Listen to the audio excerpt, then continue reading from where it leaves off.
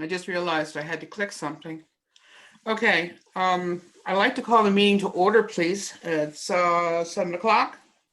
And I guess we do the Pledge of Allegiance. Okay, I wish I had a flag. I pledge allegiance It's to the flag of the United States of America and to the republic for which it stands, one nation, under God, indivisible, with liberty and justice for all. Okay, thank you. Okay, do we have any public people here today? No? Okay, no public comments then. Okay. The next thing we get into the reports section. The first item is the minutes from the 5/10/21 meeting. Rather than reading the minutes into the minutes or into the recording, I was wondering if we could just take it that everyone has read it and see if anyone has any changes, amendments, or corrections. I do have one comment. Yes. I think it's on page 3. Uh-huh. Where the heck is it? About the poet laureate. Okay, item number 2, page 3, and it says Gail Richmond suggested meeting with M.A. Foote. I think that meeting is in reference to one to be held in the periodical room, in the old room, and to invite any potential poets laureate Okay. or interested people. Did you want to make a change then to that section? Yes, it should be. Okay, and what change did you want to make? Oh, that's what I was just explaining. Yeah, I couldn't hear all of it. I'm sorry. The meeting was not to be with me, but that we were talking about a meeting to which any interested poets could be invited. Okay, Secretary, can you change that? The Gail Richmond suggested a meeting with any interested candidates and taking out with M.A. Foote as this was the plan prior to the pandemic. Yes, I'll make the correction. Okay. Thanks, Marion. You're welcome, Amanda. Any other changes, additions, corrections? No. I do have one correction. There are several times my name is spelled, and sometimes it's spelled A-Y-A-R-S, and sometimes it's spelled A-Y-E-R-S. If you wouldn't mind changing it to A-Y-A-R-S. Thank you. Okay, any other changes or corrections?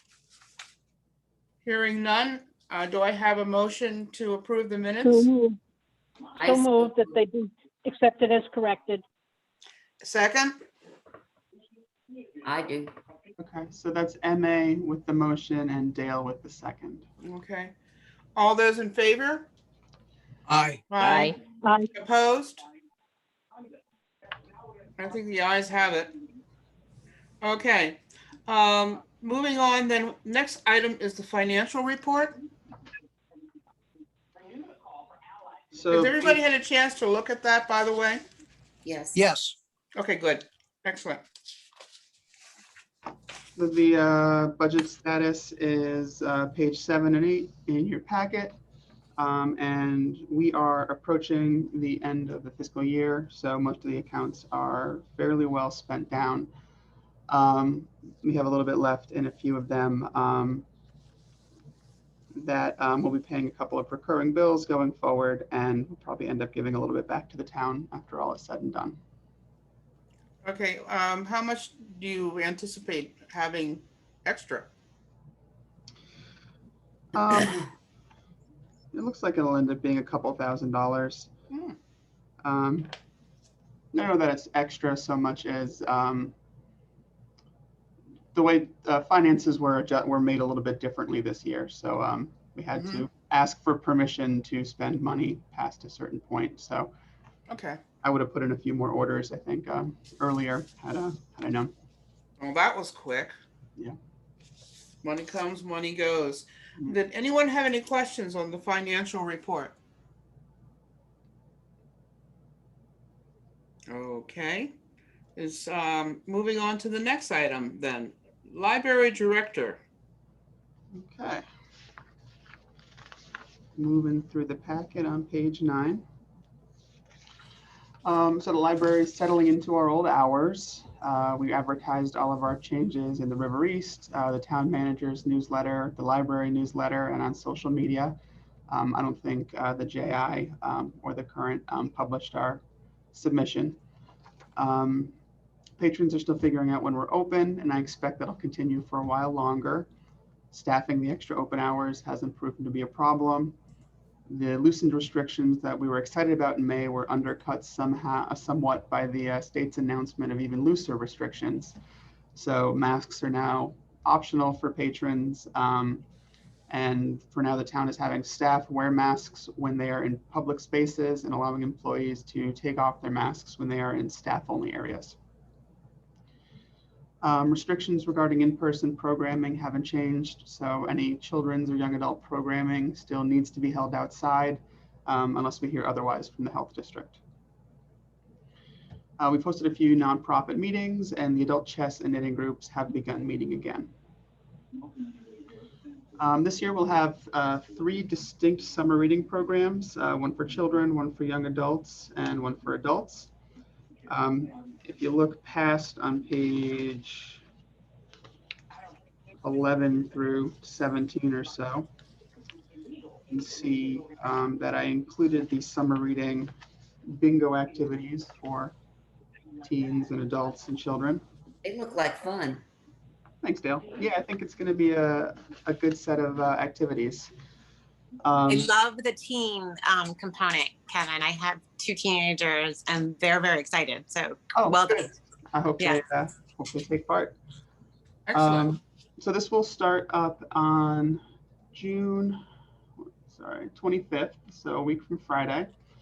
And you register through the website or at any of the desks and take a bingo sheet, and essentially for every 5 in a row that you get is a raffle entry. So that goes towards a weekly drawing of a gift certificate and then a end of summer grand prize of a Kindle Paperwhite. So there's several raffles for the adults, the teens, and the children's works a little bit differently. They have their own raffle prizes that aren't just gift certificates and an e-reader, and they also have some candy and stuff that they're giving out. So it should be a fun summer. We have a lot of programs and everything planned, and we worked hard to get these put together a little bit on the earlier side so we could make sure we could have all of our summer programming on them when we handed them out so people can make plans for the next couple of months. Sounds exciting, Kevin. Thanks, Peter. So moving on to other notes, we received 2 large donations this month from the Friends of the Library, who over the course of the next year are going to be donating just under $22,000 to us, which is incredible. The Lions Club, they donated $1,000 to us. We've also received some donations in memory of Camille Beck, a patron who had recently passed away. And these donations have been acknowledged with a thank you letter. Admiral Cleaning will increase janitorial service to 5 days a week starting on July 1st. So that's in the new budget. I just wanted to make sure they were prepared to do that. We're all set there. There's an open position for an LTA 1 due to a resignation. We'll be collecting applications on that until July 9th with the goal of having somebody in place by early August. The piano currently on the landing outside of the community room was tuned for the first time in several years. Patrons plunk away at it occasionally, and so far there hasn't been a reason to move it out of that more central location. I like the way it looks there, and until people, start misusing it, I'd like to leave it where it is. Peter, is there a bench there so people could sit down and plunk for a little longer or Yeah. a little better? The piano Okay. bench is there, yeah. Right. Kevin, can I ask a question before you move on? It's Donna. Did you say we're advertising for an LTA 1? I thought we were. I asked for it to be put on the website, but I didn't check to see if it was done on Friday. The library website or the town The website? town website. Uh, Maybe it's 'cause not up yet. So I was not in on Friday, so maybe that request didn't make it to me because I wasn't aware of that.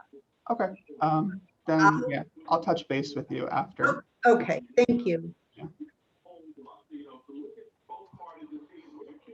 Okay, full-time staff, so most of the full-time staff gathered for a training on Friday, which is the first time we were able to do that in about a year, which was nice to see everybody in one spot. Topics covered included the summer reading program, procedure reviews, we went over building evacuation, circulating museum passes, and the room reservation application. The children's department's working extra hard to keep children engaged in reading. They've got graphic novels, new animal books, and great fiction and nonfiction beginning readers that, as well as the Nutmeg books that they're featuring over the summer. They're trying to purchase items that appeal to a diverse patron base, and that's been a priority of that department lately. Automatic renewals of materials went live on June 1st, though it doesn't apply to materials that were checked out before June 1st. So we haven't received a ton of questions from patrons for it. It seems like something that's really going to kick in probably starting today, because new materials would have checked out on June 1st, would have had a due date of today. We're going to start seeing how patrons like that going forward. But I can't imagine there would be a negative to it. In lieu of one large event tent, I elected to purchase two 10 by 20 foot pop-ups. I was able to get most everything else off of your list of requests in place, but I couldn't find an example of a group leaving the frame of the tent up as I had planned and kind of dragging the top on and off. So instead of taking that chance, I figured we would just go with the pop-ups. It simplifies everything, that it doesn't have to be left up or worried about during a storm. We can just take them up and put them down as we need to. And they look good. They've already arrived. We set one up just as a practice, and I think it's going to work really well for us. Can I ask, what are you planning for the tents this summer? Well, all of the children's and teen programming needs to be outside of the building for now. So the tents will be set up in the back part of the building, kind of where the generator is in that grassy area, for all of their programs. So I know they have like a cookie decorating for teens, end of the month, and there's a lot of performers for children. There's something that happens almost every week for them. So it'll be used once or twice a week throughout the summer. And, you know, hopefully further on, they're nice tents, and if people like outdoor programming, I don't see there's any reason why we'd have to stop necessarily. Excellent. And how many people does it take to put up and take down the tent? Two. Oh, great. Yeah, one person could do it. It would just be a little bit of a struggle, but with two, they go up very easy. They're just the pop-ups, so you kind of hold and walk back and make the rectangle, and they go up pretty quick. Wow, great. Yeah. I'll save the building bullet points for the building report. So I'll just mention that annual goals for training. I attended a QPR, suicide prevention training. So that stands for question, persuade, refer, along with some other members of the staff. So that was Claire Betts, Sherry Wood, Kathy Backey, Jean Buggy, and Ashley Lotto. That was on May 26th. It was a 2-hour session. Any questions or comments about the report? I had a question, but it concerns the building, so I'll wait till he covers it then. Okay, Thank you. I put a note by a little note there for you. Okay, Thank you. you're welcome. Next, we have the Friends of the Douglas Library. Is anyone speaking tonight for the Friends? Looks like Pam is here. She just came in a few minutes ago.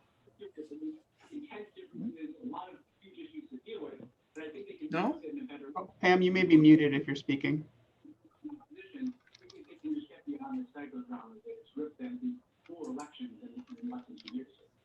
I don't see her. I see her iPad and she is muted. Yeah. Pam? Yoo-hoo. Can you hear me? There you are. There. Okay. Sorry about that. The Friends had a book sale in June and we did okay. It was not our greatest sale. As Kevin said, we did our yearly budget for the library, and Kevin had made some requests, and we actually had enough money to give more than what he asked for. So we upped some of the categories that we thought were important after the pandemic. Some of the teen, some of the digital requests were increased. The reason we were able to do that was because of our online book sales. We've done very well online over the last year. So, you know, we could easily donate more to the library. So, and books just keep coming in. And we're hopeful that we'll be able to have a sale in November. So, or September is first, sorry about that. So September is our first one. And many of the people who came in said it was so nice to coming back to something normal. So that's about all the Friends have to report on. Sounds like you had a very productive year. It was a very interesting year. Tim and Maureen have been a lifesaver over the year because they took a lot of books to their house. Maureen has just been sorting books like crazy. I don't know what we'd do without them. I mean, they just work endlessly for the Friends. I can't say enough about them and how much they do for the Friends of Douglas Library. Yeah. So we are definitely happy to have them as members and, you know, part of our team. Wow, most excellent. I mean, maybe we should give out little gold stars or something. I'm just wondering if we could send a thank you note and possibly a gift certificate to something, you know, like something simple, or, you know, to just show our appreciation for all their hard work. Maybe a thank you note would be definitely very nice, I think. I don't know if do we have it in the budget to send them a little gift certificate, Kevin? We could probably figure something out. It might be easier to wait till after July 1, but. Okay. All right. So I think we should, all those in favor of sending a thank you card and a little gift to these people for working so hard for us? Anyone at motion? I'll make the I'll make the motion. Second? I'll second it then. All those in favor? Aye. Aye. Aye. Okay, excellent. Oh, I'm sorry, opposed. All right. I have a question for Pam, actually. Hi, Pam. Hi. Hi. I just wanted to start by saying thank you. I mean, it's amazing that you were able to pull that off during a pandemic. Congratulations to you. I get a lot of questions from parents of teens that are looking for community service work, because during a pandemic, it's been really hard for students that live in town to do community service. So I'm wondering if besides simply being at the sale, if there's more that the teens in our community can do for you in the front. You know, we're always looking for book sorters. As long as if you contacted one of us, we could go in with the teen and teach them how to do the sorting. If they wanted to sort books, we're always looking for teens to help set up the book sales. We usually have a couple that come over to do community service, to bring out the books, and then to put them away. We don't see as many to put them away. They usually come to put them out, but putting them away is also a big a big deal. And many of us are that are members of the Friends like, I became a member because I made my kids come and do the books, they I put hear out you. book sale. It was like their community service. But Yeah. many of us did that with our kids, but now our kids are all like older and gone, and we're getting older. So sometimes those boxes of books get heavy. So we're always Help you looking with that. for Is that helpful, Colleen? Yeah, I have 13, 14-year-old boys. So yes, and they have friends. So I would love to, go back to those people that congratulated me on, joining the board and say, yes, we can find some opportunities for you. Of course, the pandemic is getting better, but that's been really challenging to do community service hours. So that's really helpful, Pam. Thank you. Yeah, usually teens do not like book sorting because it's kind of tedious. But you never know. They might like it. Well, previously my boys did clothes sorting. They like books better than clothes. So Oh, because they're boys. So yeah, I think that's something we can talk about. Thank you. Okay, Colleen, we're going to greet you later in the meeting, so I just That's fine. Is it okay that I was speaking? just wanted to I'm let not you know quiet we for hadn't forgotten about you. No, that's fine. Okay. Okay, let's see. Town manager representative. She's put her hand up. There we go. Good evening. Just a few things. We're, end of year budget, so finishing up the old year and getting ready to start the new year. So winding down and really no new expenditures or purchases, just finishing things up. And then we will start up with the new budget and, some of the capital projects that we have planned. I think Kevin will touch on those later under the building.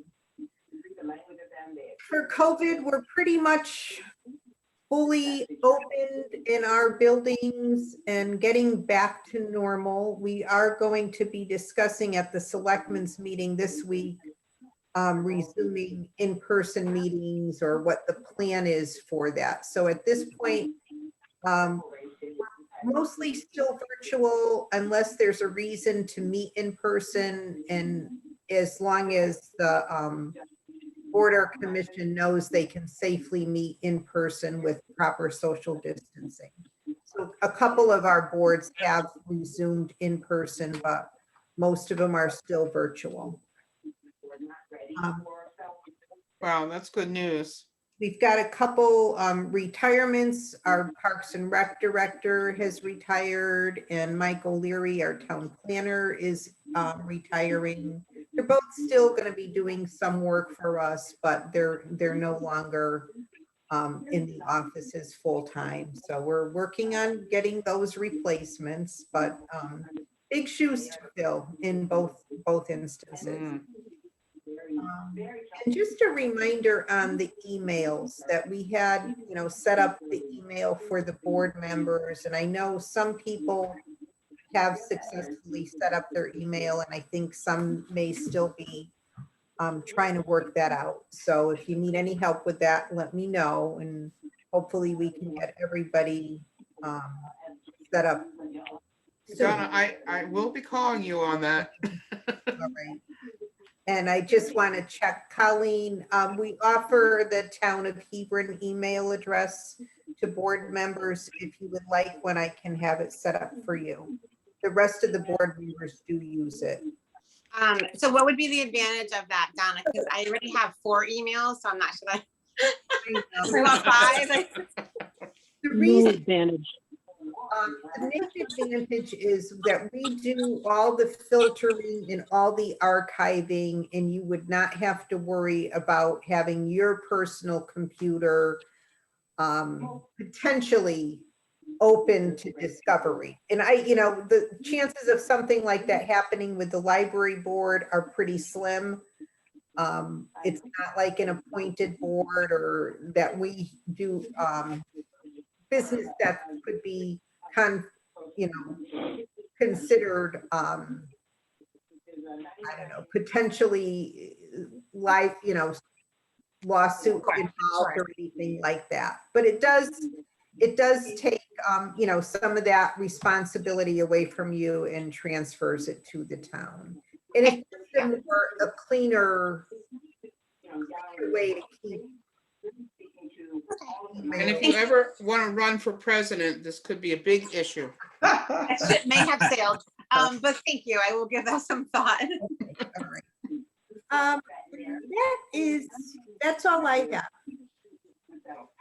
Thank you. Thank you very much. And Board of Selectmen, she's not here tonight, is she?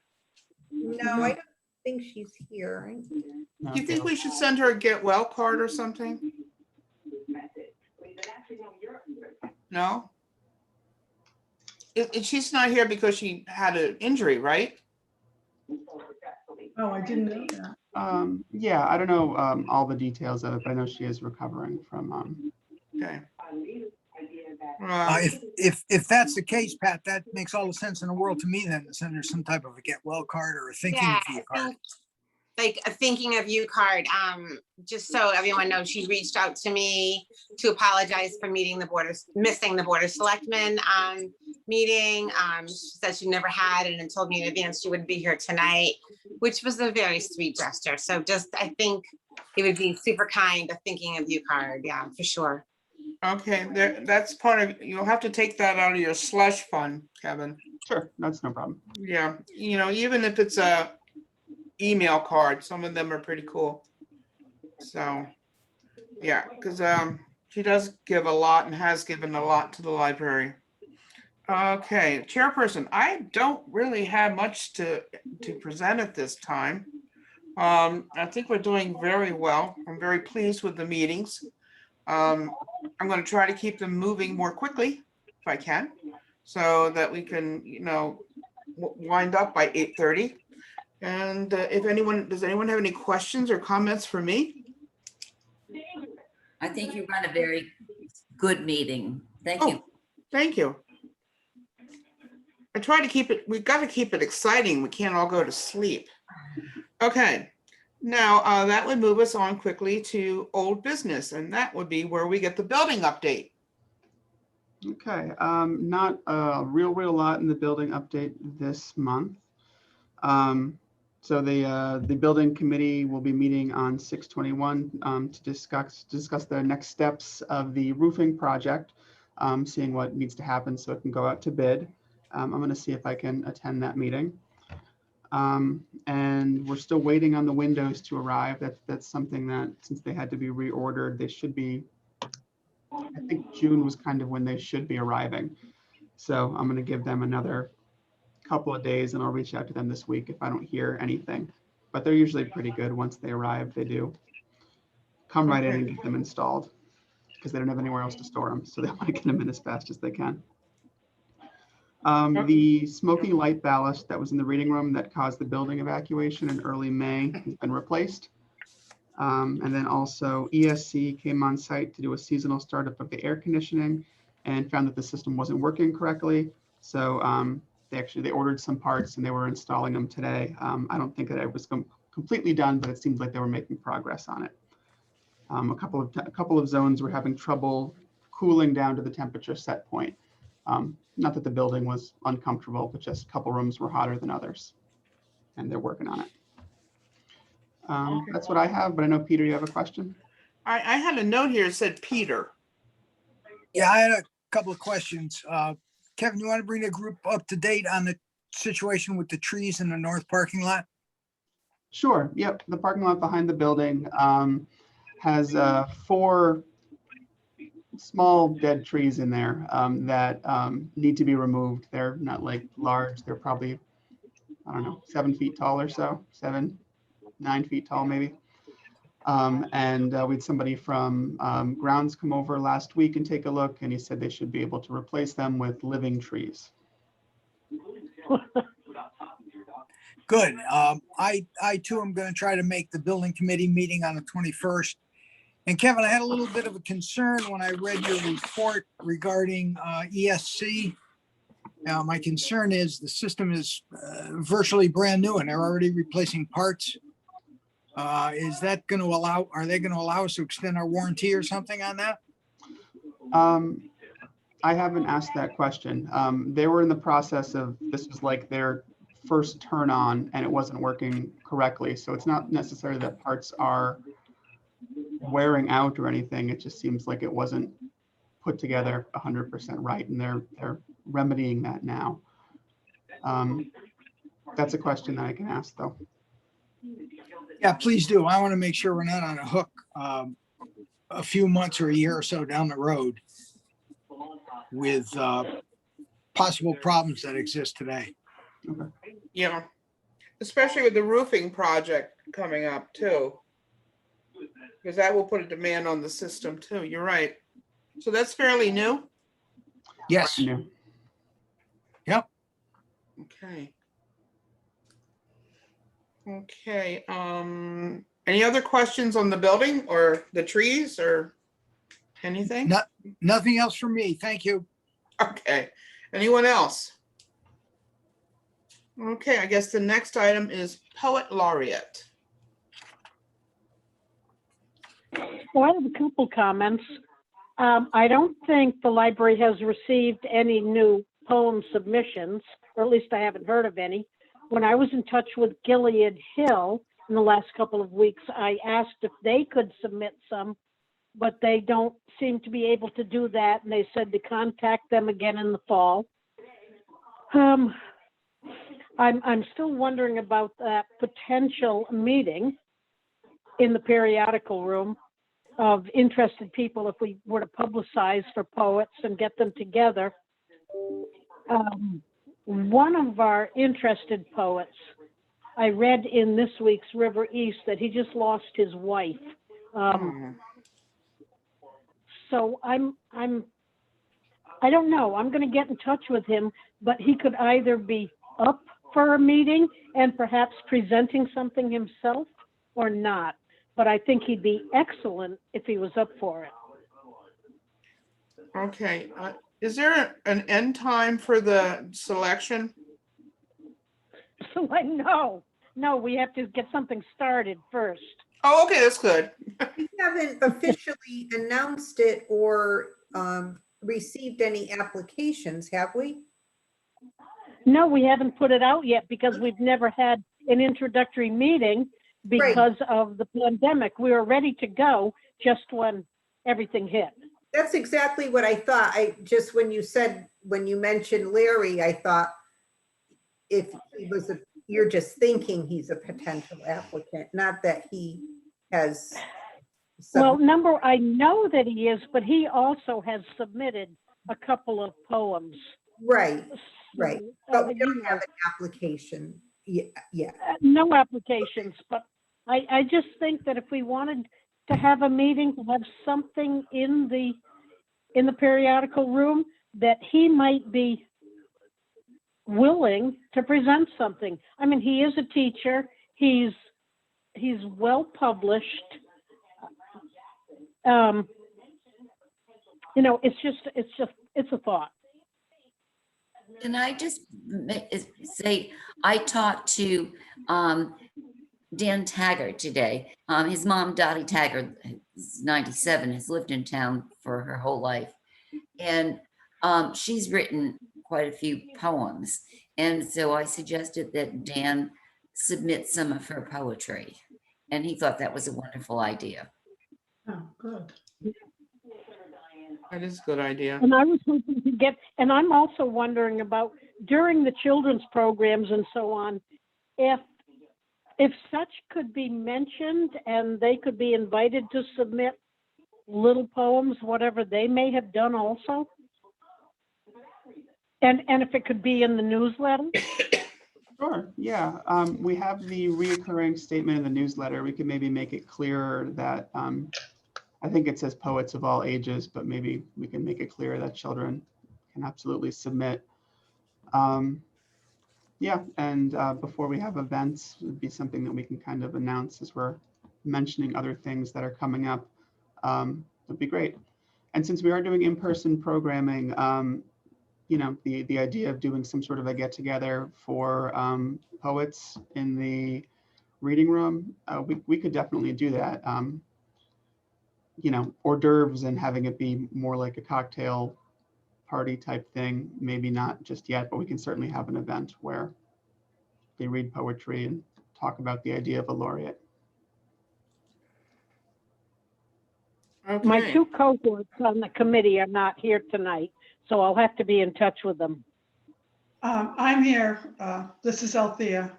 I'm listening. Oh, you are here. Yeah. Okay. okay, so that's moving along then. That's great. Let's see, next thing would be the fiscal year 21-22 budget, which we now have in our hands. Is there anything that anyone wants to point out in particular? Donna or Kevin? Could we go back to the poet laureate for a moment? Oopsie, sorry. Sorry.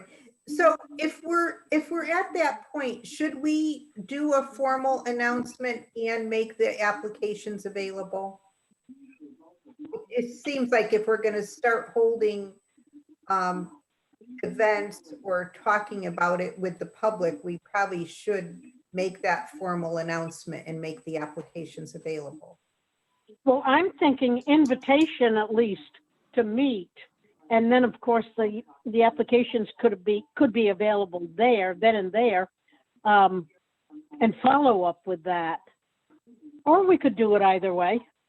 Or both, actually.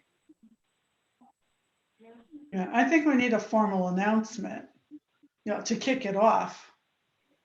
I agree, a formal announcement and have that little get together, because hopefully with the announcement, we could get a few people. Where would that announcement be? River East, River East? library newsletter. Okay, I think, Marianne, I think you, Gail, and I should meet and kind of formalize it and bring it back to the board, to have a little more definite plan, because it's just been so long. I absolutely agree. And, Yeah. and I didn't know you were there, but yes, I agree. Yeah, okay. And what does everyone think about an announcement at something simple? I've been noticing they've started to do some musical and other artistic gatherings, and I wonder if we might find that to be a good place to do an announcement as well. We'll keep that in mind. Yeah, Then well, when we, yeah, we can talk, when the subcommittee gets together, we can discuss that. Thank you. Just an idea. Yeah, thanks. that's great. If we're all set with the poet laureate, I guess we can move on to the new budget. And did anyone want to make any comments about the budget or point out any of the highlights or victories that were achieved? I don't have anything in particular to point out. It's the budget that we've been kind of looking at for since last January, really. So it's just mostly a continuation budget. There's a couple of small increases for inflation and cost of living increases for the staff. And then the roof replacement was kind of our big win to get more funding for that through the capital improvement program. So that's another $241,000 towards that project. Wow. Yeah. So that's our Okay. big fun project for the year. And we know we're going to need more. This is What not, is the estimate on that? Does anyone have a wild guess on that? we're going to need probably another 100,000. But there's a range. There's a range from like 350 to 500,000, I think it was. And the building committee is recommending that we bid it out at the low end, but that we budget for the high end. But that is still to be determined because we are going to need to find additional funding in addition to what we have in this budget. How old is the roof, by the way? A little over 20 years. So when it was redone 20 years ago, it had that problem? Is that, Basically, what happened, Pat, as I understand it, is that when their roof was originally put up, for whatever reason, there were no soffits yeah. for air circulation, Mhm. and the portion of the roof, the new roof that abutted the old building, was closed off, probably because it's a firewall. So Mhm. there was basically no fresh air circulating in that area, which caused problems with rotting, moisture, and the particular board they used. Donna, help me here. I don't remember the name of that magical stuff they put on. It's called Homosote. Homosote. Thank you.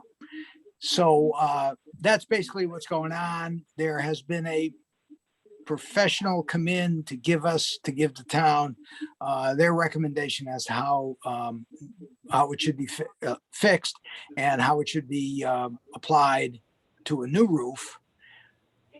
Pandemic hit and prices went crazy, so we're almost back to square one in terms of getting an adequate price for what we want done. And I just hope we make it through the winter with no serious leaks. Yeah. Well, see, as a lawyer, I immediately thought, is it too late to sue anyone? So Yeah, sounds like it is. I don't understand how with all the walkthroughs and everything, how did that get through? Well, that was I share your frustrations, Althea, but that was a time when we were not involved. It was the library was a private entity. And it's kind of hard to comment on how those folks might have been doing what they were doing. But still, I mean, there were tons of walkthroughs and everything had to be signed off on. Donna, do you have any clue how that got by? We've talked about it and we don't want to blame any one particular person or group of people, but there were architects, there were contractors, there was a clerk of the works, there was building inspections. Yeah. And we're not really sure, and the plans are clear. The original blueprints and the plans called for soffit vents and ridge vents, and it's all on the plans. I know that the building committee was very thorough in their review of change orders to see if anything changed during the building process, and it didn't. So they were not installed and it wasn't constructed according to the original specifications. And we don't know why, and we don't know why it wasn't picked up. So that's why, the building committee had done a very excellent presentation to the Board of Selectmen recently and made it very clear that it's not a simple roofing project. It's a repair and reconstruction of certain things in addition to the roof. Yeah. Replacement. Bringing it up to code too. So it's a big project. Yeah. Okay, any more comments about the budget? Just one other quick thing, and maybe Kevin, you can help here. I see that the payroll is down, the budgeted payroll is down about $25,000 for the new budget. Is that primarily because of the attempt we made to open up on Sundays? It's a combination of the attempt to open up on Sundays, and we asked for a salary increase that we did not get. Thank you. Okay. Any other questions or comments? Okay. Hearing none. Nominating committee report. Doesn't Gail normally do that? Yes. Well, they were successful. They found Colleen. Okay. All right. And then moving on to the strategic plan update committee. So we have nearly a full slate of individuals serving on the strategic plan update committee. So we're getting into the point now where we're going to start scheduling these meetings. If on page 24, there's a full list of all the committee assignments. The strategic plan update committee is at the bottom there. So as you can see, it's Peter, Gail, Pat, myself, Donna, Brenda Kelleher from the Friends of the Library. She's their representative. And Emily, Donna, do you know how to say her last name? Is it Sir? Dear. Sear. Yeah, Emily Sear from the or as a member of the public at large, although she will likely be a member of the association at some point. Okay. Now, you said you're going to be setting up meetings soon? I'm going to be sending out some scheduling emails to see what we can come to an agreement upon meeting dates. And we're also, I've reached out to the librarians at Hebron L and Gilead Hill to see if one of them would be interested in serving, and haven't heard a response back yet. So we're still going to pursue a representative from the school system. Okay, so but we have that to look forward to then. Mhm. Okay. The ACLB board assessment tool. Again, that was Gail, wasn't it? Yes, Gail was going to send updates on that. Okay, well, we'll have to put that off over to the next agenda in hopes that she's feels good enough to be there at the next meeting. Okay, committee assignments and gaps. Who's doing that? I was just Kevin, asked of to put course. together a list of the members of each committee that we had for the strategic plan and just other ones that existed. So on page 24, I have them listed out. I also added staff members to each one of the strategic plan committees, so that there is a staff member representative as well. So you can read through the list if you like, but we've got strategic plan for safe space is Peter, and then Sherry Wood will be assisting him with that. Technology is Donna, and I've been working with her on that. Diversity, so Dale and I have been working on diversity. Under community, Gail is the representative for community, and Sherry and also Claire Betts will be working with her on that. For lifelong learning, that's Althea, and Claire will be working with her on that. Mhm. And then that's all for strategic plan. Poet laureate committee is MA, Gail, and Althea, excuse me. Gail is the sole member of the nominating committee, and I just read the strategic plan update committee. Did anyone have any questions about the assignments and overwhelming urges to join in something? No, no. Yeah, how can I help? Ooh, did you hear that? There's a question. I'm off for the summer. I'm a teacher, so this is the time to get me going. Kevin, did you hear that?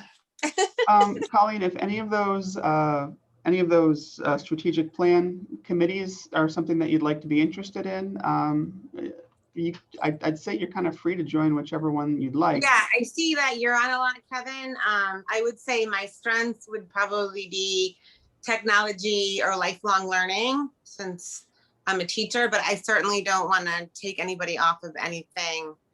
Community, but there were 3 members on there, so I'll let you guys decide. I would say nominating committee, not so much. No. So you think lifelong learning and technology, huh? Probably those would be my 2 first choices. Community, but again, wherever you as a board feel there's most of a need, I do hear many of your names more than once on those committees. So talk amongst yourselves. Okay, what do you think, Kevin? I'd say if there's a preference from the board, we can go with it. I certainly wouldn't mind having her on technology, and I mean, we don't technically have a trustee on that committee. It's Donna and myself. So that would be fine, but lifelong learning, I'm sure Althea wouldn't mind help on that either. Sure. Okay. Let me know, Okay. please. Let me know. Oh, they will. Over the summer's best. I have the most time on my hands now. Could grab her while she's still breathing. September, I might be like, ooh. Okay, let's see, grant updates. Wow. Just gonna make a note so I remember to talk to Colleen about committees. Okay. Grab her while you can. Grant updates, great. So we are in the process of going through 3 grants right now.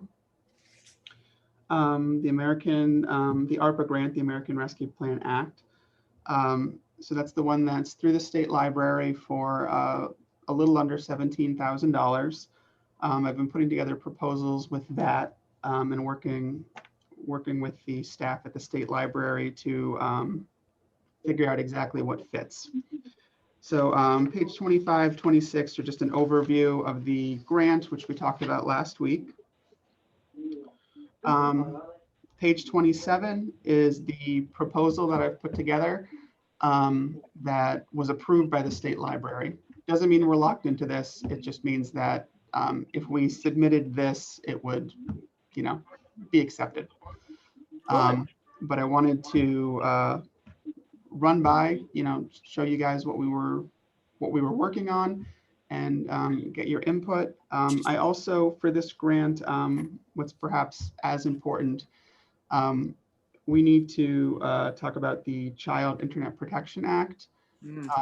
That's something we talked a little bit about last meeting, but depending on whether or not we are in compliance with the SEPA, Child Internet Protection Act, will change what we're allowed to purchase in this grant. So if we're in compliance, we can buy items that allow people to connect to the internet. If we're not in compliance, we can't purchase anything that would allow a patron to connect to the internet. Are we in compliance? We're not in compliance currently. Ooh. So we're not getting e-funds? We're not getting, no, we're not getting E-rate or anything like that right now. Okay. It's not difficult to get into compliance, really. It's in order to do that, you need to be filtering your public internet for child pornography and obscene materials, particularly on computers that are going to be accessed by children. And then you need to have an internet safety policy, which we have an internet use policy that could probably be tweaked slightly, and it would be fine.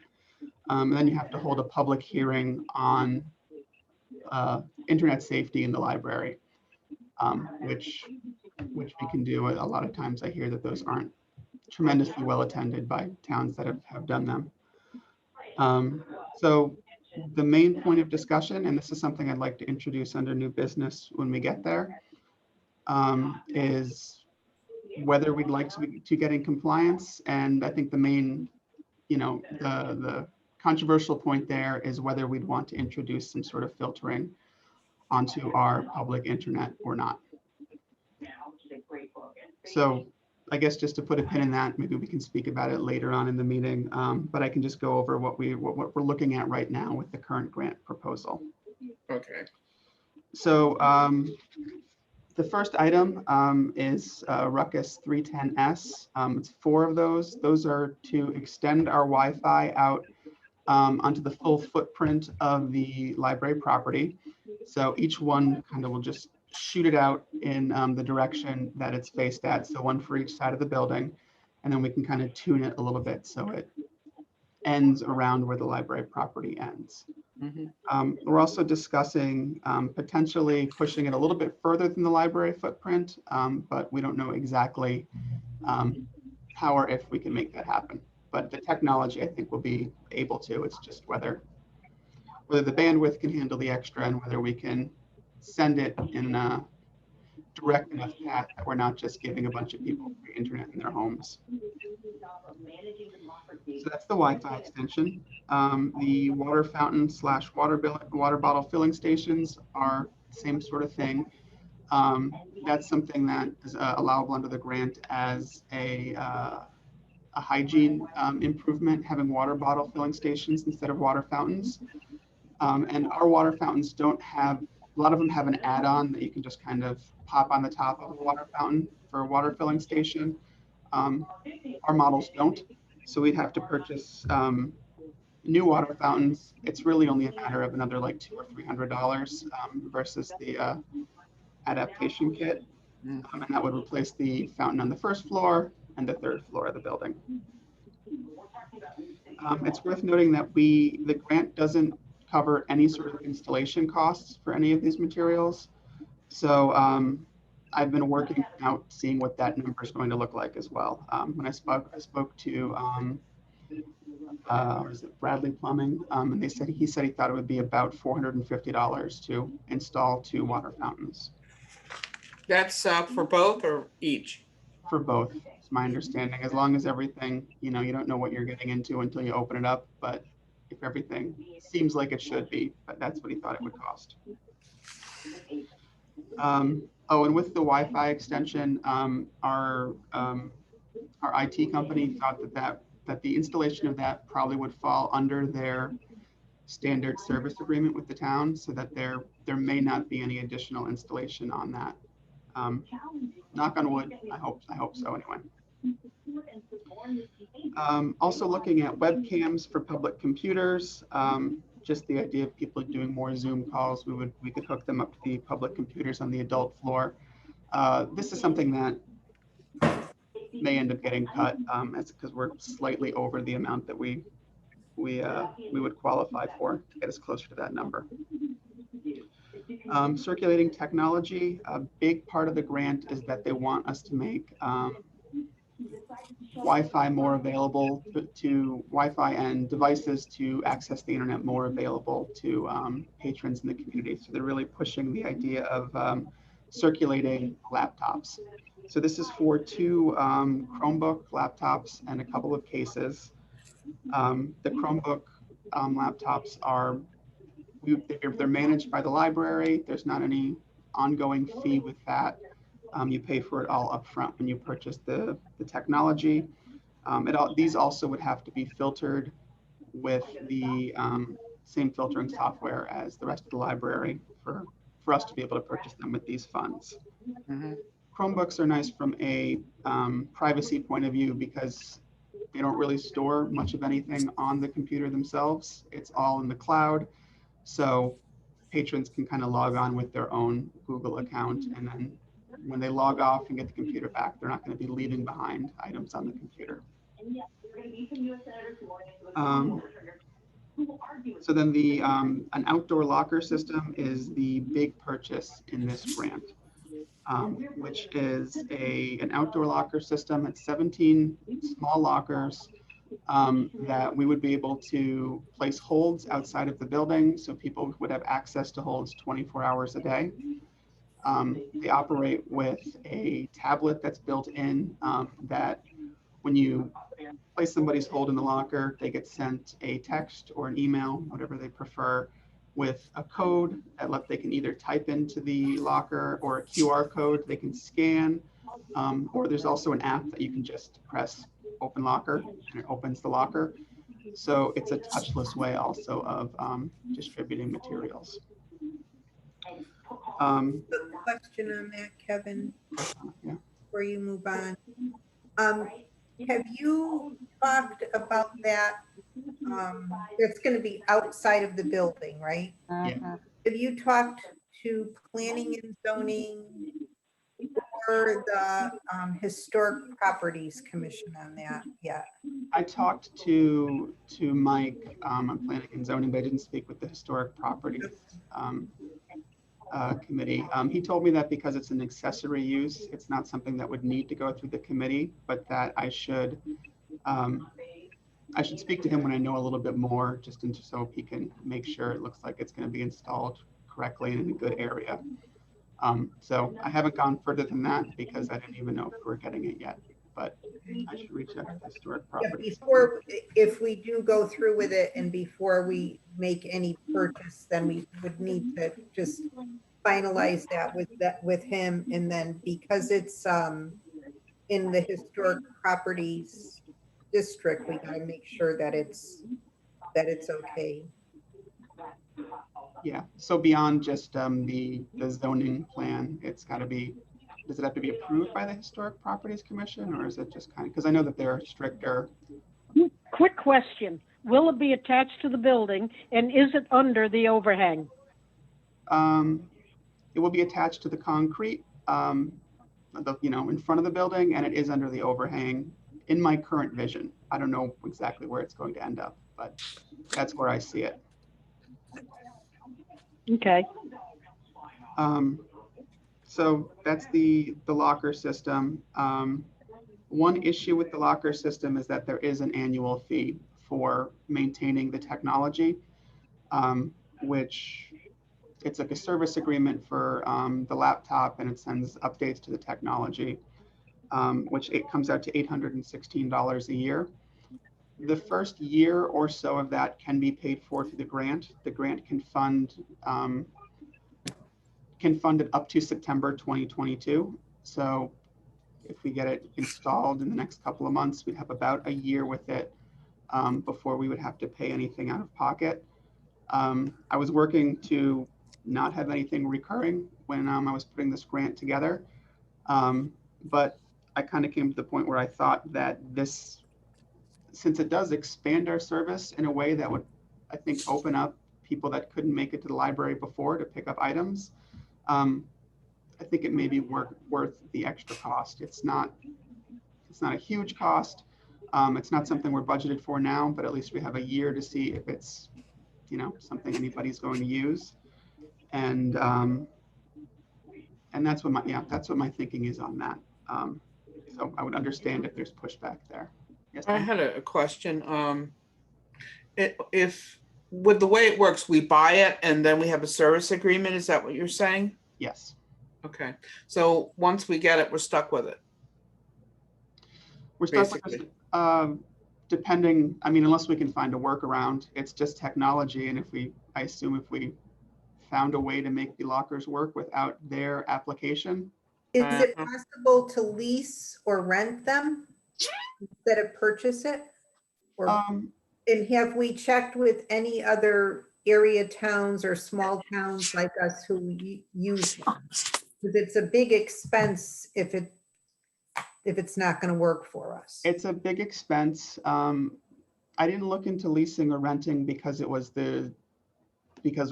since it was coming out of the grant funding, it would mean that we could lease it or rent it up to that September 2022 point. So I didn't look into that. They're generally seem to be built specifically for the locations they're going to be on. So I don't think it's something that they would necessarily do. I've spoken to other libraries that are purchasing the same thing, but nobody that has them in place currently. People have them inside, but not outside too. Okay. Althea, yes? That was going to be my question. I was going to ask, was there any I'll be right back. I got to take my dog out. I was going to ask was there any library around that has them that we could take a look at them? Yeah, not in an outdoor setting. Yeah. I don't believe so. Yeah. It's the sort of thing I think that I know several other libraries are looking at the same sort of technology, and I think it's just because of this grant fund that there's suddenly going to be a little bit of an influx of them here. Okay. Is there a good warranty? Well, the service contract would cover anything that would go wrong with it, essentially. So if anything short of vandalism. So if anything doesn't work, it's supposed to pay for service and parts and everything. So it gets back up and running. And they should be able to do it very quickly. They say that their turnaround time's usually a day or so. There are a lot of companies that make these. I was looking around. This particular group markets very heavily to libraries, I noticed. So anyway, sorry, I have to go back and get her in a minute. So. I did reach out to other companies. A lot of them don't make ones that are outdoor safe. There are a lot more indoor lockers than outdoor lockers available. So I reached out to a bunch of companies and heard back they couldn't make something for us. And another company that did make them for us did make them an outdoor locker situation was several $1,000s more expensive, Okay, or what looked like to be roughly the and same. these will hold up to New England weather. That's what they say, yeah. And with being under our overhang, I think will help quite a bit too. Okay. Anyone So- else have any questions about this? We'll have to get more information, it sounds like. You would also have to install, do some electrical work, right, for it? Yeah, so we would need to pay for the installation as well. What it needs is, it needs an Ethernet port and it needs electricity. So Interesting. I didn't get a response back with the quote that I asked for, just roughly how much that would cost. But if it does end up in the library entrance area, there are some lights and things already out there, so I'm hoping that electricity wouldn't be difficult to get there. But I don't know for sure at this moment. Yeah, that brings up another question about how it would be lit, so you could see at There night. are when lights you're going. both on the unit itself and also just on the overhang as well. Okay, So what are you looking for from the board right now? Well, I'm just looking for an okay to go forward with this list of materials for the grant. Kevin, do you have any alternative thoughts? If this doesn't appear to work well, I mean, I don't mean to order it and discover that, but I mean any alternative for the grant. The grant is fairly narrow in terms of what they'll allow us to purchase. What it was coming down to, I was also looking at some outdoor furniture. The state library also was interested in getting like charging stations and the like outside of libraries. So that's something I know they would go for. And I know there are solar powered charging stations that attach to picnic tables that go outside that are kind of in the same price range. They're fairly expensive. Looking at that, I just thought this provides like a new service for the community that something like a charging station wouldn't. And although I think charging stations are great, since we do have the generator in the building here, I think we can make charging available even during power outage situations in a way that we may not need to rely on like a solar item for that. I have another question. Yep. Have a lot of people complained about not being able to get to the library during our open hours to pick up their orders?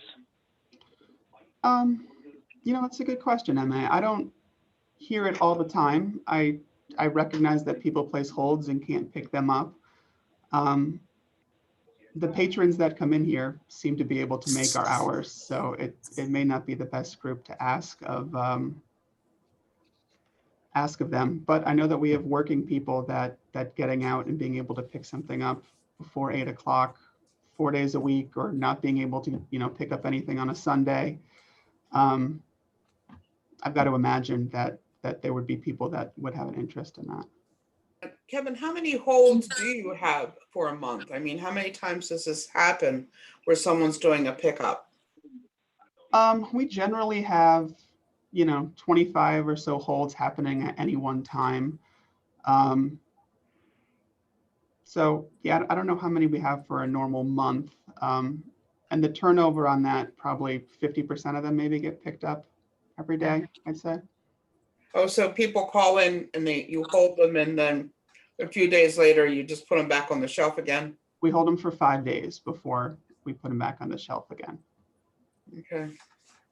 I know So Colleen. Kevin, yeah, a couple things. So I don't work in town, so I use the library, and I put all my holds online. Mhm. It's rare that I can get in during the hours, to be honest, with two boys that play sports. So I do love the holds component. It's a luxury in the summer when I can go in and browse. I like that very much, or in the evening. But a lot of my friends will say, I can't get in there during the library hours. So I think I'm going to say like that's the reason a lot of them are going to Barnes and Noble and purchasing books, because if their child needs something and they're working parents, they can't get in and pick up the hold. So personally, like for my my colleagues in my age group, I think trying it under the grant component would be fantastic. That's what I would say. That's why it's wonderful to have someone, a new blood and younger person on our board. Just my 2 cents. Well, you know, I mean, I don't know how to compare it, but I do use the Amazon pickup up at Whole Foods. And it has been very convenient. Oh, I do delivery. Are you kidding? Like Well, I can have them. I had some porch pirates. I mean, it's been hard. They deliver my son lunch and my groceries at the same time, and it's all very safe. Ooh. So the lockers at Amazon is what I'm envisioning when Kevin speaks about this and what I read. I picked up a hold the other day and I was zooming to get there by 7:30 when the library closed. And I'm cruising through my books. So I Kevin, think we're trying. Have Kevin, one more. help me understand, Kevin, Mhm. the way we have the books now for when the library's closed, but the public has access to the books. They come Well- in they come in the vestibule and the building essentially is unlocked with no supervision. No, well, that's right now, when there's staff in the building, we will unlock the vestibule and allow people to pick up their holds. So, you know, this morning we don't open till noon on Mondays, but there's staff in the building starting at 8:30 or earlier, really. We wait till there's 2 staff people in the building. And then we unlock the front door. We make sure that the ribbon is up so that they can't walk upstairs and that the doors are closed to the first floor. But we still get people that come up the elevator occasionally and we have to say, oh, we're not open yet, sorry. Yeah, my concern is from a safety standpoint. I guess I don't like the idea of the door being open and God forbid something crazy happen in there prior to the library being open. Right. That being said, I think the idea of the lockers outside of the building is a super idea, and it certainly will add another level of safety to the building and to our staff. So I like the idea of the outside lockers. Thanks, Peter. And where they're available 24/7. Yeah, that too, Dale. Thank you. If there's, I mean, I know that and we've talked a little bit, I included their whole kind of presentation if you wanted to see a little bit how it looked. Very thorough. Yeah. Yeah, I didn't want to pick Nice and choose pictures. too much, but it shows a little bit how it looks from a patron perspective and a staff perspective. And then there's also a couple of mock-ups for potentially, you know, where it would look and what that would be like. So that's page 46. Mhm. My thought for spacing would be between the 2 book drops outside of the entrance. That slice of brick there is just about the width of the unit. So I know that we'll have to, you know, have some conversations before anything happens for real. But if you're mostly okay with, as a board, me going in that direction, that's the direction I'll continue to pursue. Ultimately, does the filing of this grant have to go before the selectmen, and do they have to bless it prior to it being filed? Good question. It doesn't have to go before the selectmen before being filed. It does not? Is that what you said? It does not, because they're such a quick turnaround. The only signature that they ask for is mine. So I've been in touch with Andy, and he told me that as long as I kept him in the loop with what we were getting and that we weren't introducing any, you know, new costs. So I do need to speak about the licensing fee here, or the service fee here. Which we assume will go up every year. Yeah, you gotta assume it's gonna go up a little bit, yeah. Yeah. So would you prefer a motion of support or a specific motion to pursue this particular grant? If just one more quick thing before we get to that. What's the lifetime of one of these things? How long does it last? They said they have them outside for 6, 7 years and they've still been working okay. So it really just depends a lot on the location. But I would expect 6, 7 years. We got the New England winter, but we are under an overhang And what was the initial cost again? of the lockers. But, you know, the lockers and the installation. Okay, so the locker units themselves and the first year of service is $10,169. So about 9,000 is the lockers and about 1,000 is that service. That includes delivery. Now the installation for us, so the installation from the company that can't go under the grant is $450. So it would be $450 plus it would be the cost of the electric and Ethernet port And being installed. so what you're saying, the $9,000 would be covered by the grant? The $10,169 would be covered by the grant. Out of pocket would be the $450 plus the cost of an Ethernet and electrical port. Okay, all right. So, all right, Also, okay. consider adding a security camera that trains on that unit just to help prevent potential vandalism. The security camera that is outside the front door points directly at this. Okay, good. Good, Thank okay. Good point. Yeah. I mean, you know, I was trying to think of alternative uses like delivering lunch and things like that, but I don't think that would work. So, okay, I guess we should bring this to a vote. Since it's not really a binding vote, it's more of an opinion vote. If you don't mind, I would just like to hear people's, you know, go through like maybe a roll call and see how each person feels about it. If you wouldn't mind doing that, Kevin, go through a roll call. Of course. Well, it's not an official motion. It's just so we don't have to do that. So I'll This is just a straw opinion thing. Okay, Peter? Absolutely in favor of pursuing the ARPA grant proposal as presented. Okay, next. MA? I think so. Okay. Excellent. Althea? I'd like to pursue it. Okay. Beth? I'm in agreement to pursue. Okay. Colleen? I think it's a fantastic use of a grant. Thanks. Dale? I'm for it completely. Okay. I don't think I missed anybody. Me, Pat, I did, of course. Pat, yes. I think so too. Okay, great. Thank you. One small thing at the bottom there, also a freestanding hand sanitizer station that we glossed over a little bit. The idea behind that is to bring it out to the programs when we do those in the back of the building. Okay. Okay. Well, I think, do you have guidance now, Kevin? Well, so for this, then I will continue on with the application. It's been pre-approved by the state library, so I've just got to put together the narrative, and I'm going to reach out to the Historic Properties Committee and make a couple more contacts in town before really submitting it out.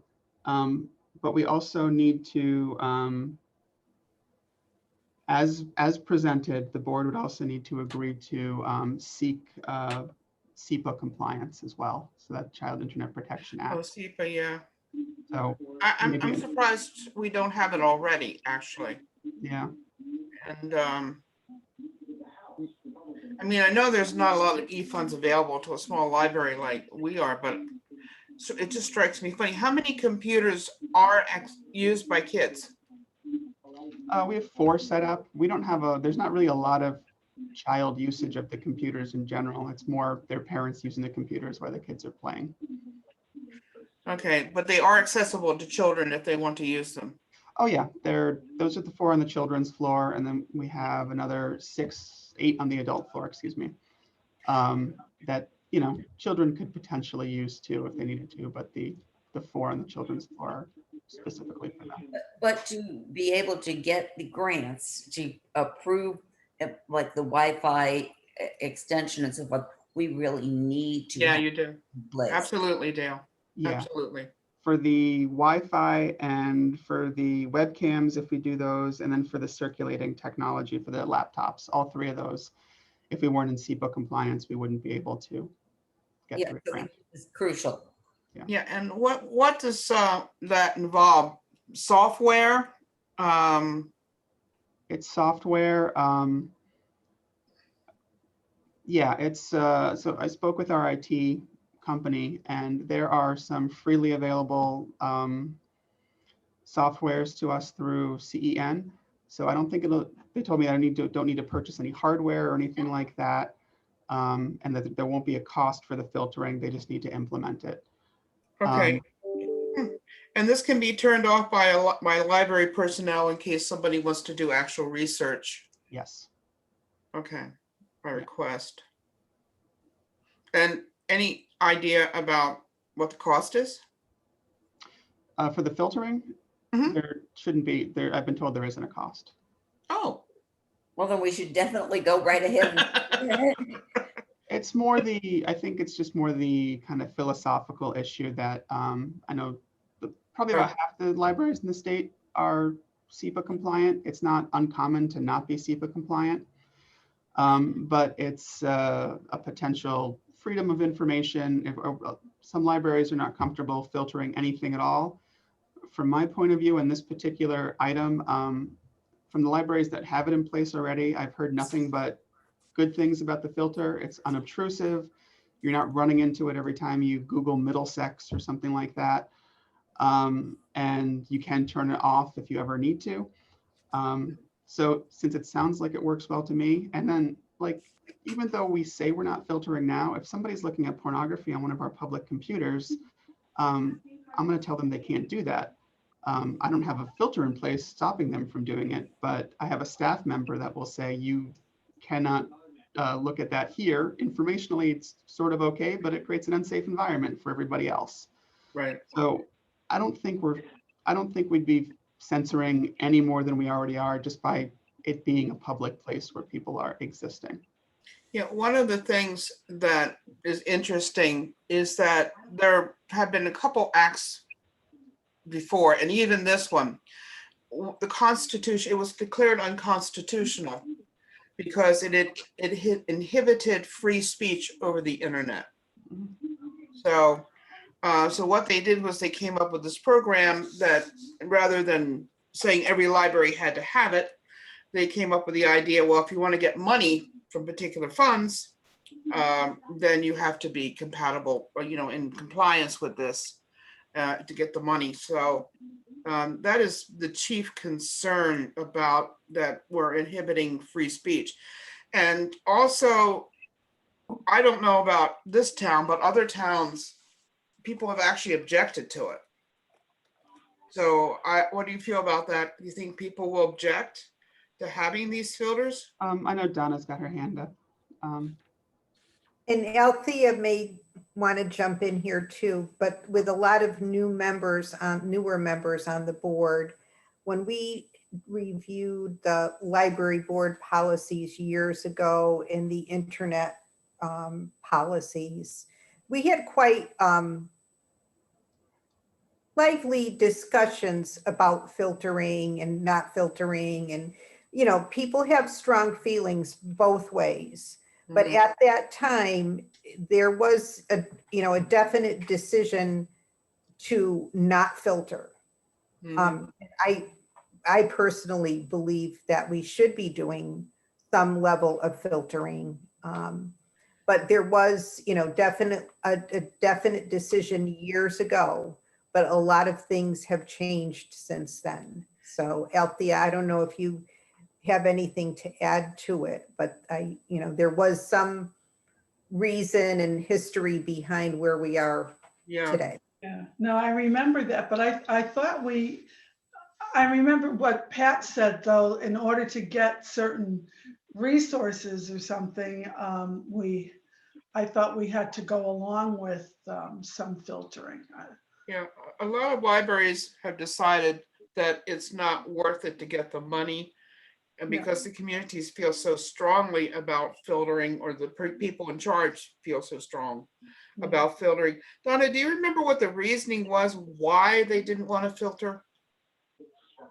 Because everything should be open. Yeah. Well, that worked well, didn't it?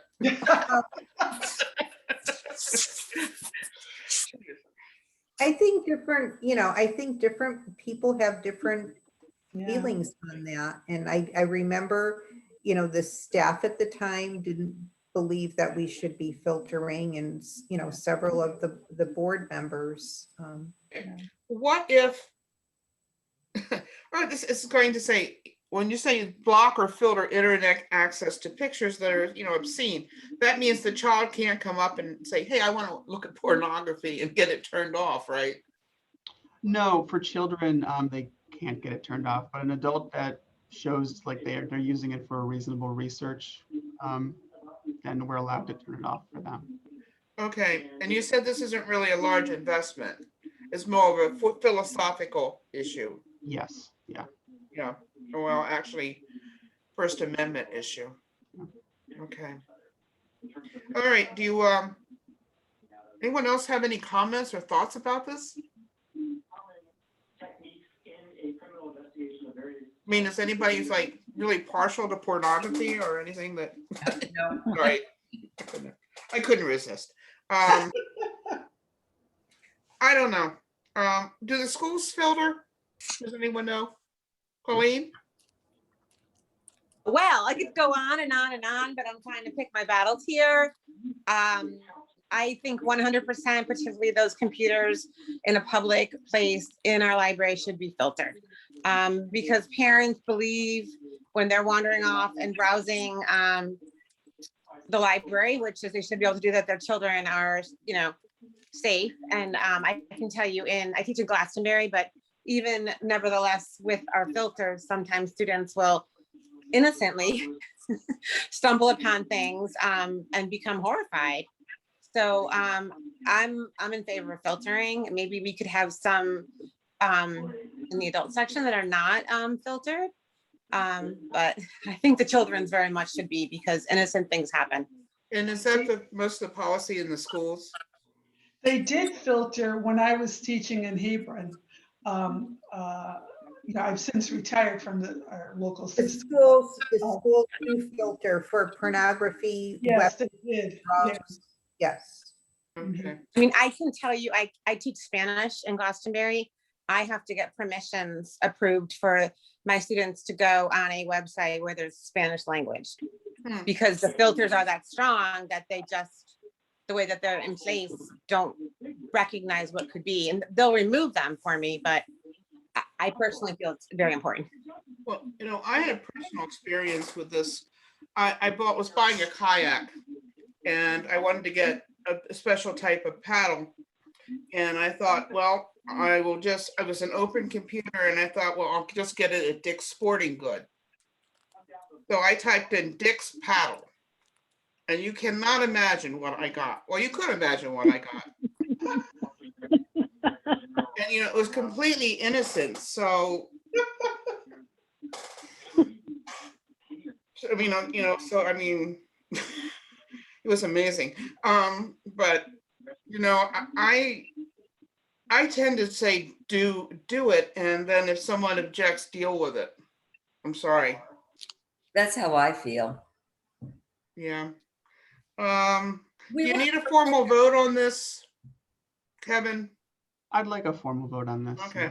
All right. Would anyone like to make a motion that we do become compliant with SIPA? I so move. Is there a second for that? I'll I'll second that. Can I? Oh, okay, Colleen's seconding. Okay. All right. Any further discussion? Okay. I think we need a roll call vote on this, Kevin. Sure. Peter, Aye. MA, Yes. Althea, Yes. Beth, Yes. Dale, Yes. Colleen, Yes. and Pat. Yes. Okay, it was unanimous. So we're all in trouble if anything goes wrong. And why not? Okay, what else, Kevin, do you need from us? So for that grant, nothing. Moving on to the Hebron Community Together grant. This is a grant for $1,000 that I'm applying for to bring some diversity, equity, inclusion-based programming into the library. So I just included my application here. I spoke about it a little bit last month, but if you were just interested in the finer details, you could feel free to look through. I can I just tell thought you it was that. very good. Oh, thanks, Dale. And then the diversity group that is meeting, I've heard from some of the other members and they're pleased with what they think the library is planning to do Okay, with your program. good, good. So it's 3 programs. The idea would be that there would be one in maybe the fall, one in the winter, one in the spring. And they build on top of each other, but you can also, just go to one if you wanted to. So the titles of them would be Foundations of Equity Literacy, which is a repeat program. That's the introductory program that we ran back in March. Equity, Power Structures, and Colorblindness is kind of what they're calling Foundations of Equity Literacy 2. So then the third one is Confident Conversations on Race, Bias, and Equity. So 3 programs, they're limited to 35 participants each. And in between, I'm proposing that we do a book discussion based off of a book that reinforces the information spoken about at the program. So the hope would be that for the first program, then we would read The Warmth of Other Suns by Isabel Wilkerson. And then after the second program, The New Jim Crow by Michelle Alexander. And then after the third program, So You Want to Talk About Race by Ijeoma Ulu. Okay. So those are the proposals for those there. Those items I should be able to get lent from other libraries because I believe they're old enough that we can borrow them, same as we would for a book club. Though I'm asking for a little bit of funding to purchase a couple of paperback copies in addition. So we'll have 3 copies in the library itself, and then I'm also asking for a little bit of funding to promote the programs on Facebook. So you can just kind of make the programs pop up in people's feeds. I can just limit it down to people that say they live in Hebron, and hopefully we can maybe get some people that wouldn't have normally come to an event like this. So that's what this grant is about. Unless there's any objections that you don't want me to do this, I'm just going forward with it. But that's really, I don't need anything in particular for that one. I just wanted to share where I'm at. Yeah, I think, personally, I think you should continue to go forward with it. Are there any objections to it or any other thoughts? Pat, since it's got grant implications, I kind of think we need an official motion that allows everyone to know that the board is either behind it or not behind it. Okay. One of the things I forgot to ask on the last motion was, Donna, is there anything we need to talk to the town government about the SEPA? Donna? I don't believe so. I think that's a library board decision, as far as I know. And also on this particular issue, on this program, is there anything that we need approval for or No, things about? no. I mean, I could run the SEPA by our town attorney or our insurance company if you want us to. But Kevin, other libraries adopt that Yeah.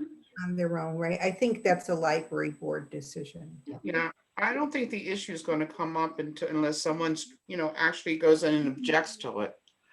And we'll have to see what happens. So, okay, Right. I'm sorry, Peter, go ahead. You want to have a formal vote on this? Yeah, I think we should. Okay, Right? then do you so move? Absolutely. And I'll second. Thanks, Okay. Dale. Again, roll call. Dale, Absolutely.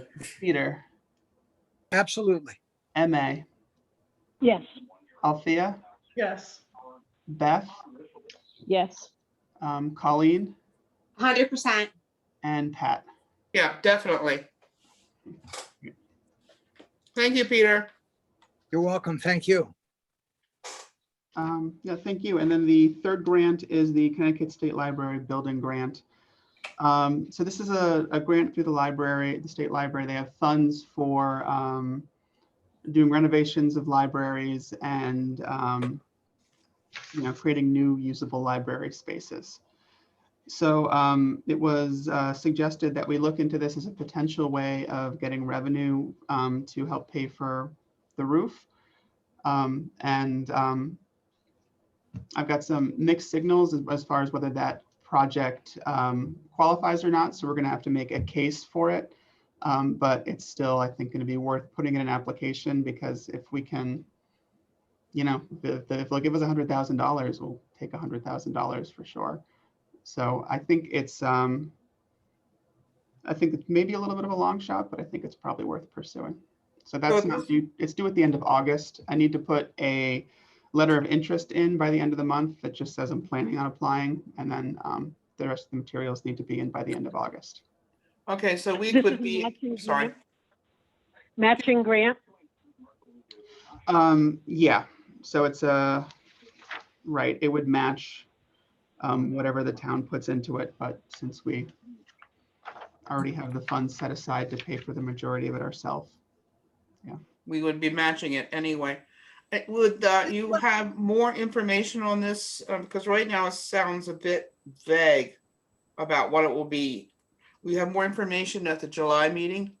I can give you more information, sure. I haven't started putting very much of anything together, Okay. but yeah, my mind is. I would like to see the particulars. How does everyone else feel about this?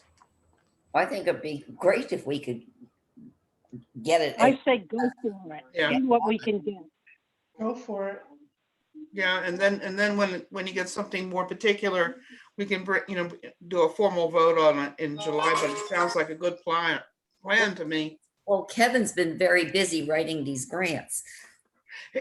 Kevin, are you going to that seminar? I haven't signed up officially, but I signed up for a different one. No. Okay. There's that. We found a course on grant writing if anyone wants to take it through Manchester Community College. I can see everybody's jumping up and down. Ooh.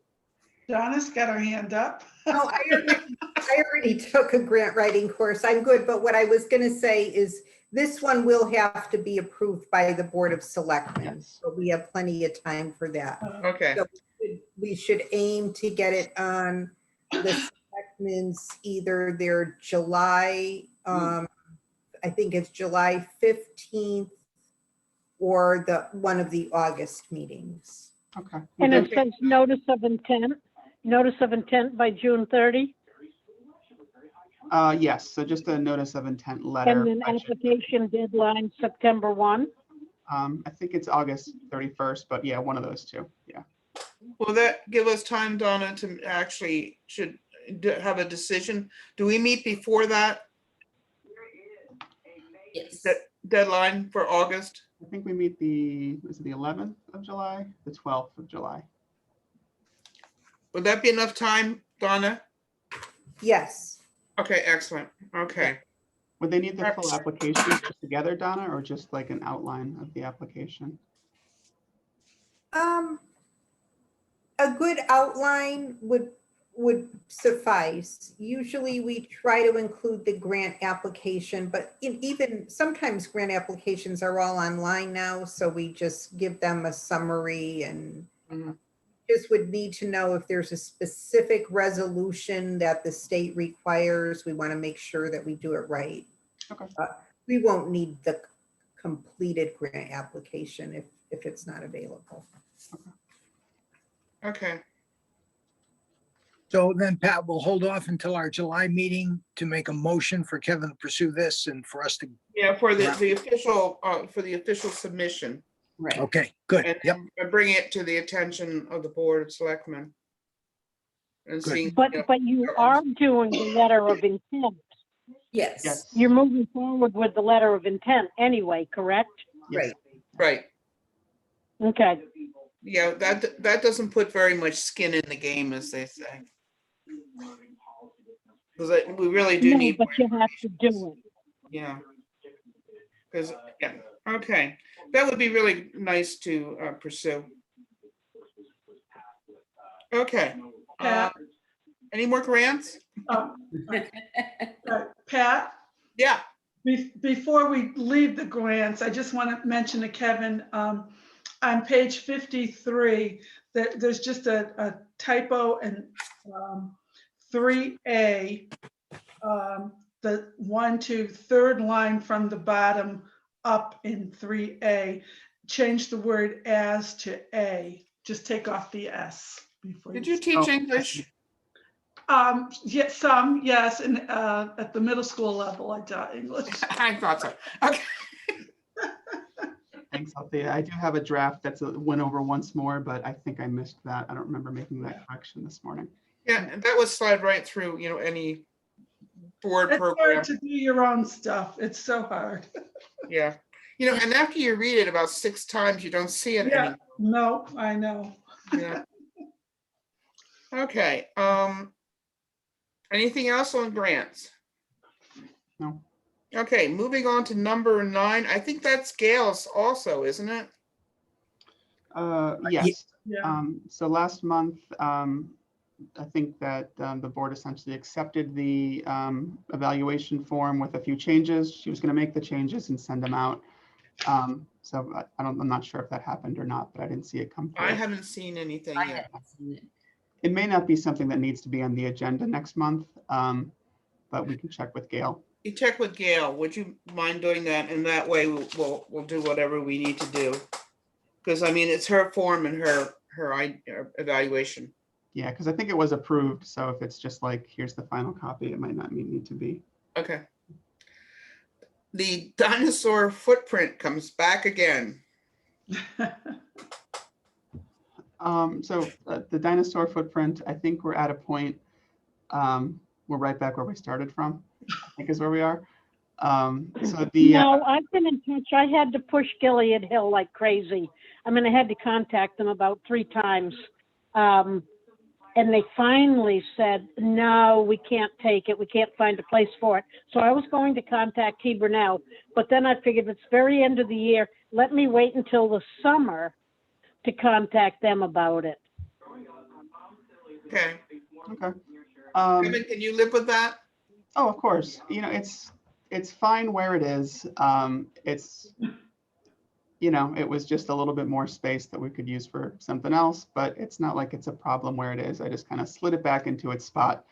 And if it goes away someday, that's fine. If not, we'll happily be its steward. Okay, excellent. Maybe we could come up with some sort of program around it too. So, for the kiddies. Or me, who collects fossils, so. Okay, all right. So that moves us into new business, and we must welcome Colleen. Welcome, Colleen. Thank you so much, everybody. My pleasure. Yeah, so far you've participated and had some great ideas, and welcome aboard. Sorry, I'm not quiet. No, I mean, it's refreshing to have different voices. Sorry, guys. Okay. Thank you. Thank you.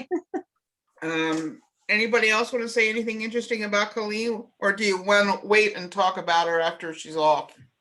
No, I think it's great having a younger person and someone with teenage children. I mean, fabulous. Wait, did you just call me young? Comparatively. Okay. Let me get those kids in here so they can hear you say that. Okay, so welcome aboard, and Kevin's going to put you on committees, and I'm sure we'll come up with things for you to do. Thank you. Did you get a t-shirt or something? I didn't get a t-shirt. Oh, you didn't get your Letterman jacket? No. I guess we must be I out of have a luck. varsity letter. Sorry, but yeah, I'm gonna brag, a varsity letter.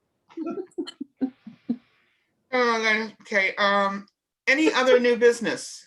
The only thing I'd like to bring up is that, the directory that you sent out, my address has changed. So, Okay. Can you just send me your address if I don't have it then, and I'll just make sure it gets updated, because I know I had MA's number wrong too. okay. Thanks, Dale. Oh, okay. And my email address is incorrect. Okay. Okay, Oh, because it's right. It's the okay, I see. It's the Okay. Gmail. Okay. all Yeah, right. my email address needs to be updated as well. I didn't even look at mine, never even thought of it. Well, Peter, I've got the Picassarella at Hebron CT. Is that not what you want? Oh, yeah, that's good. Thank you. You know what? You could ditch my Hebron CT. I mean, I couldn't even open. I got to it today and I couldn't open anything in it. So I'd much rather have one of my others. Now, I was just gonna ask Kevin to use my Hebron one. Okay. Yeah, that makes sense, Pat. Yeah, since I get a lot of the correspondence, so I'll be talking to you, Donna. Okay, any other new business? No? Moving on. Now, I'm not quite sure what we're supposed to do with the strategic plan committee part. Since we haven't met and we haven't decided what we're doing yet. Oh, Well, this is a takeoff of the prior strategic plan, the one we're operating under now. Yeah, And the purpose of it really was to just bring the group up to date of what the various committees had been working on the previous month. okay. So there is nothing to bring us up to date on then. Just the few building things that I talked about for safe space at this point, Pat, Okay. would have been the only thing for me. I can't speak for the other folks. Okay, is there anything that you wanted to share, Peter? Nothing else that I haven't already shared, Pat. Okay. Anyone else? Technology, diversity, community, lifelong learning? Well, obviously with diversity, the program, the grant that Kevin is looking into would go Okay. on diversity. And, okay, and Yeah, in the program. I just have a little something. I talked with Claire. She just recently had a program on looking back, I guess, at weddings. It was last week, and coming up June 22nd, there's the Pollinator Pathways. Hebron's own master gardeners of the Green Garden Gang will be here at the library for an in-person discussion on pollinator gardens and perennials. Monday evening, 6 to 7. 7:30, the Knitwit Nights have returned. It's a group of knitters that met at the library, and they have 7 attendees signed up for the first meeting this week. Friday afternoons, I'm so pleased to let you know, if you haven't read about it already, at 1 o'clock, they're going to kick off the Oscars Best Picture nominees starting June 25th. With Nomad Land. Yeah. So that's great. I think a lot of people in town are looking forward to that. And that's where they serve popcorn and bottles of water if people are able to attend. And on June 29th, they're having a teen cookie decorating contest. So we're starting to get back to normal.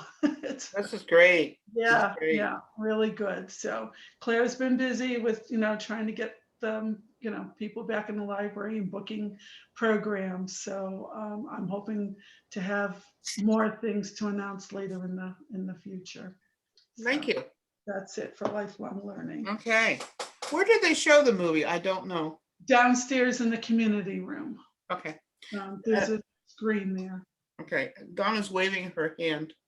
Oh, under technology, I just can report that I'll be taking a look at our computer replacement schedule with the new year and new funds and determining where we need new computer replacement computers. And Kevin and I did meet on technology a couple weeks back, and it was a good first meeting. And we're going to start meeting quarterly on technology. Excellent. That's good news. Yeah, and is it now, that technology thing, will you be doing stuff for the kiddie stuff, the porn stuff? Sorry, I didn't mean to call it that. That's not right. For that program that's necessary to block sites. If that's necessary, Kevin and I will work jointly with our IT consultants or provider. Great. Okay. Any other things having to do with committees? Any other reports or anything?